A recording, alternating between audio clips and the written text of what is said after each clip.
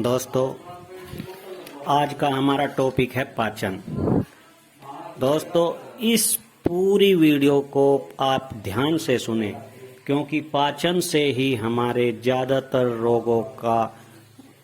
रोग जिसमें पैदा होते हैं, ये कैसे पाचन क्रिया खराब होती है, आमाशय कैसे पाचन करता है, तो इसके बारे में आज हमको पूर्ण जानकारी देते हैं। अगर आपको ये समझना है तो पूरी वीडियो को ध्यान से देखें, स्क्रिप्ट करके ना देखें। अस्सलाम वालेकुम रहमतुल्लाहि व बरकातुहू। दोस्तों, हमारे यूट्यूब चैनल हिकमत यूनानी में आप सबका स्वागत है। हमारे चैनल को लाइक करें, सब्सक्राइब करें और शेयर करें, और घंटी के बटन पर प्रेस भी करें, जिससे आने वाली वीडियो आपको सबसे पहले मिले। तो दोस्तों, आज का हमारा टॉपिक है पाचन क्रिया से होने वाले रोग और पाचन क्रिया से हमारे जिस्म पर क्या प्रभाव पड़ता है। तो दोस्तों, जब हमने खाना खाया, दाल खाई, सब्जी खाई, रोटी खाई, दही खाई, सलाद खाई, ये सब खाने में हमने ग्रहण किया, ये सब हमको ऊर्जा देती है और पेट उस ऊर्जा को आगे ट्रांसफर करता है। हमारे पेट में एक छोटा सा स्थान होता है जिसे हम हिंदी में आमाशय कहते हैं, उर्दू में मैदा कहते हैं, संस्कृत में जठर कहते हैं और अंग्रेजी में एपिगैस्ट्रियम कहते हैं। ये एक ऐसी थैली होती है, ये एक थैली नुमा होती है। यह है मैदा, जिसे हम आमाशय कहते हैं, जठर कहते हैं, स्टोमक कहते हैं। यह है हमारे शरीर में, हमारे जिस्म में सबसे खास, सबसे महत्वपूर्ण स्थान है, क्योंकि सारा खाना इसी में आता है। ये एक छोटा सा स्थान है, इसमें अधिक से अधिक 350 ग्राम खाना आ सकता है। हम कुछ भी खाते हैं, सब ये आमाशय में आ जाता है। मैदे में एक अग्नि प्रदीप्त होती है, एक अग्नि पैदा होती है, एक गर्मी पैदा होती है, जिसे हम आयुर्वेद में जठराग्नि कहते हैं, गर्मी कहते हैं या अग्नि कहते हैं। ये गर्मी मैदे में पैदा होती है। जैसे हमने खाना खाया, मैदे में अग्नि पैदा हो गई। अग्नि एक तरह की आग है, गर्मी होती है, यह ऑटोमेटिक बनती है। जैसे ही आपने पहला टुकड़ा मुंह में डाला, तुरंत उधर मैदे में अग्नि पैदा हो जाती है।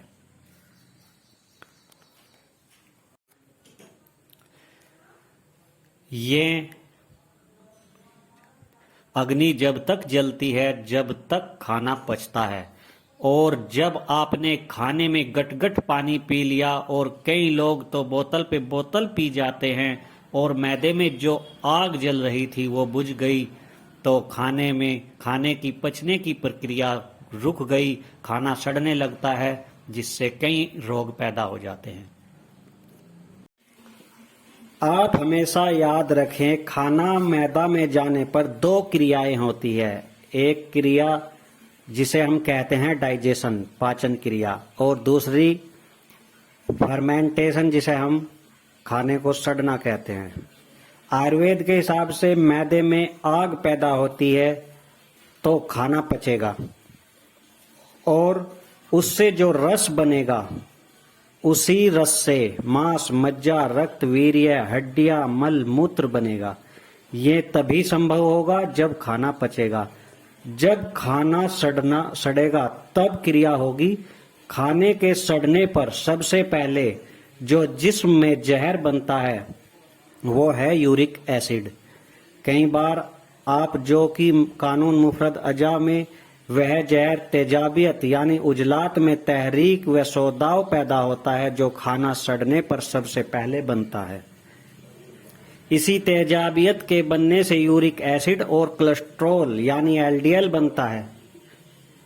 जब आप ब्लड प्रेशर चेक कराते हैं और डॉक्टर कहता है कि आपको बीपी हाई है, तो आप पूछेंगे कारण बताओ, तो डॉक्टर कहेगा कोलेस्ट्रॉल बढ़ गया है। आप पूछोगे कोलेस्ट्रॉल कौन सा, तो वह कहेगा एलडीएल। इसमें भी ज्यादा खतरनाक है वीएलडीएल। खाना सड़ने पर जो जहर जिस्म में बनते हैं, उनमें से एक और भी जहर है जिसे हम ट्राइग्लिसराइड कहते हैं। अगर ट्राइग्लिसराइड बढ़ जाए तो आप समझ लीजिए कि जिस्म में जहर तेजाबियत पैदा हो रही है। ये तेजाबियत बढ़ने से uric acid, LDL, VLDL, triglyceride, उजलात में तहरीक बढ़ने से होती है। अगर जिस्म में उनमें से कुछ बढ़ रहा है तो समझ लीजिए आपके मैदे में खाना सड़ रहा है, पच नहीं रहा है। अगर खाना सही तरीके से पच रहा है तो उनमें से कोई भी जहर नहीं बनता। और खाना पचने पर जो बनता है वह मांस, मज्जा, खून, वीर्य, हड्डी, मल, मूत्र ये हैं।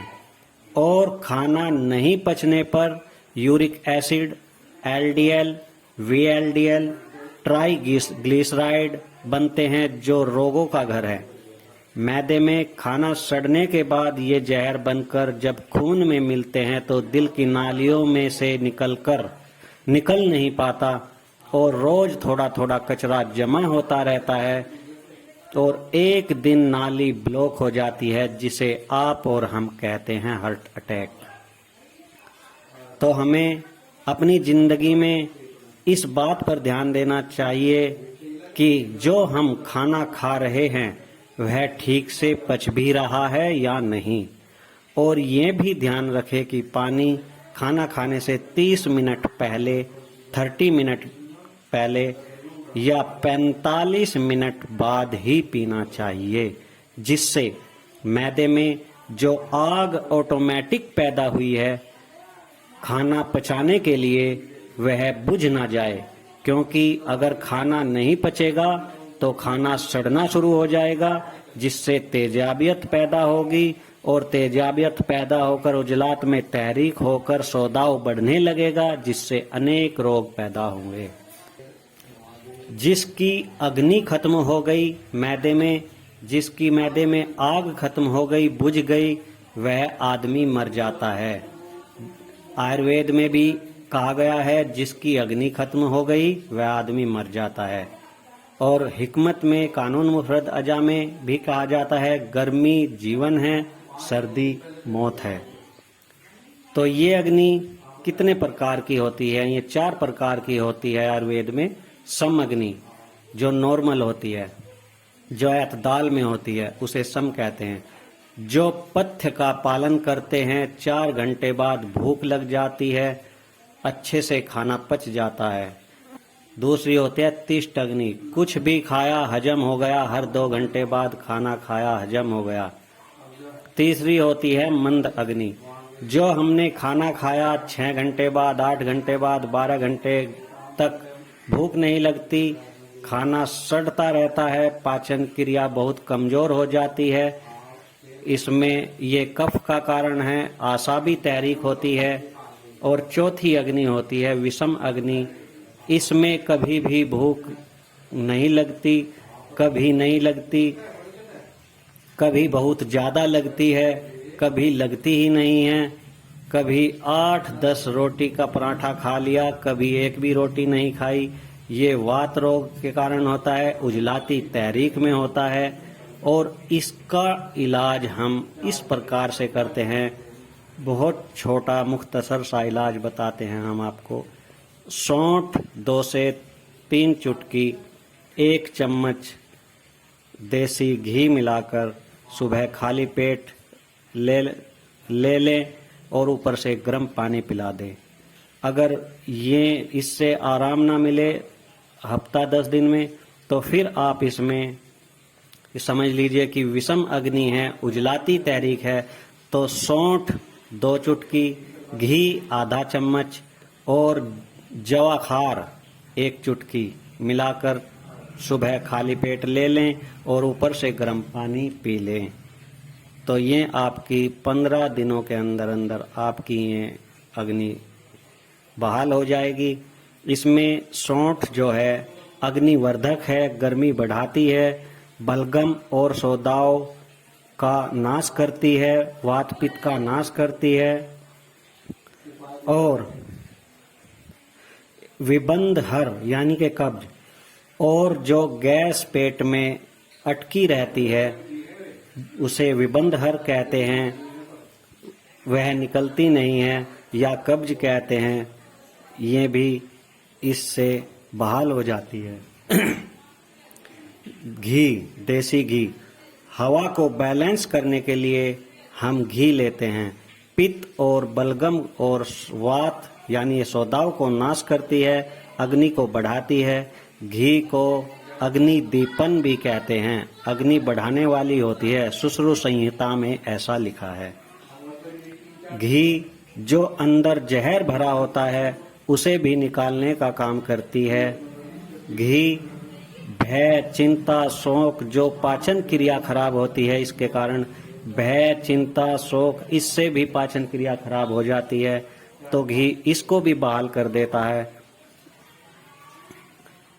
यौछार, जोछार, जोखार यानी कि जवाखार, इसका मिजाज गर्म है, ये सबको तोड़ फोड़ कर ठीक कर देता है, बैक्टीरिया, वायरस, गांठ सबको ठीक कर देता है। ये गैस और कब्ज सबको ठीक कर देता है। ये केवल 7 से 15 दिन तक ही प्रयोग करना चाहिए।